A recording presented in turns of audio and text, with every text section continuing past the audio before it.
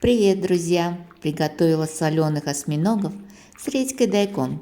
Такую острую и вкусную закуску панчани готовить несложно. И это просто идеальная закуска, когда нет аппетита.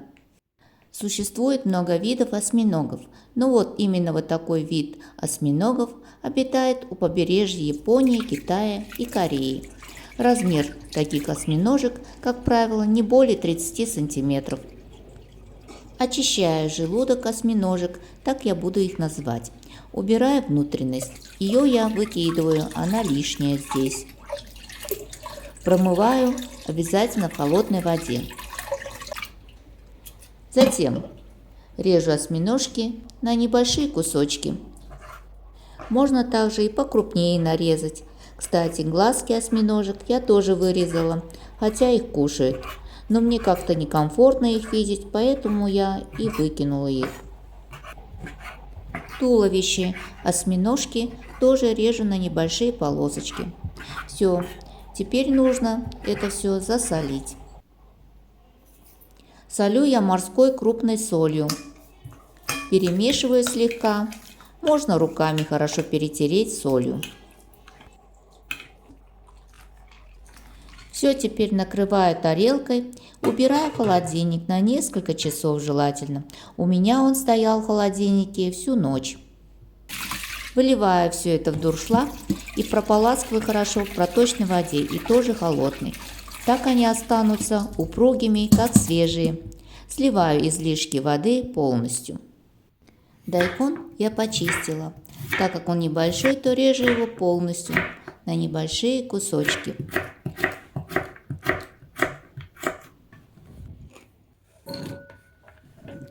Затем засаливаю нарезанный дайкон, перемешиваю и оставляю на 20-30 минут, пока он не смягчится полностью. Вот такой сочный стручковый перец режу тонко. Он не такой острый, как кажется на вид. Пару перчиков достаточно. Свежий зеленый лук режу просто длиной 3-4 сантиметра.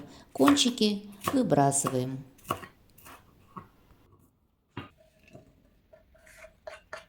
Зубчики чеснока режу тонко, слайсами. Чеснока здесь достаточно много, и следовательно будет очень вкусно. Все, нарезала овощи, подготовила все заранее. А теперь буду все заправлять. И чтобы сделать срок годности более долгим и убрать запах специфический осьминога, добавляю водку. Красный молотый перец и немного черного перца тоже не помешает.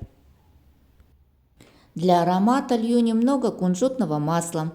А для сладости вместо сахара или сиропа в оригинале кладут кукурузный сироп обычно.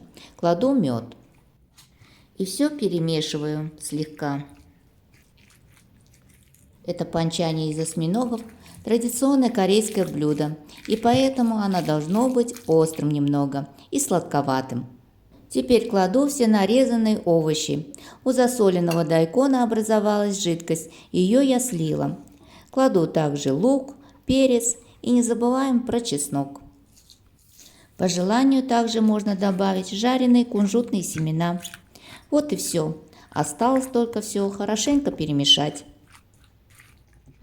Конечно, вы можете добавить по вкусу соль, больше или меньше, на ваш вкус. У меня соли достаточно, и его я не добавляю. Кладу панчани в стеклянный контейнер, так дольше хранится, чем в пластиковом контейнере. Можно хранить также и в банке.